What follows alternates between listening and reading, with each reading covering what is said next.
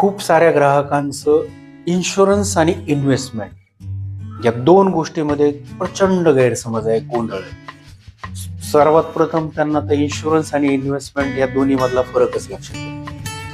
कारण इन्शुरन्स हा वेगळा प्रॉडक्ट आहे आणि इन्व्हेस्टमेंट हा वेगळा प्रॉडक्ट. या दोन्हीचं कॉम्बिनेशन करून तुम्ही स्वतःचं गोंधळून जाऊ नका, योग्य गैरसमज करून घ्या. मार्केटमध्ये ह्या दोन्हीचं कॉम्बिनेशन असलेले देखील प्रॉडक्ट आहे, ज्याला आपण लाईफ इन्शुरन्स किंवा पॉलिसी असं म्हणतो.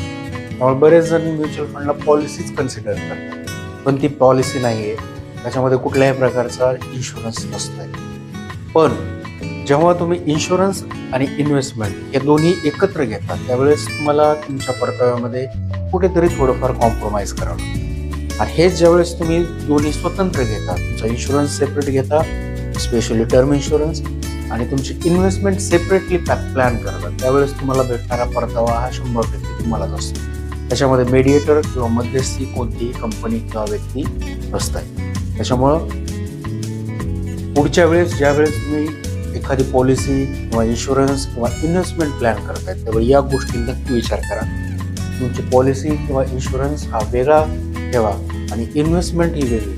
Mutual fund investments are subject to market risks. Read all scheme-related documents carefully.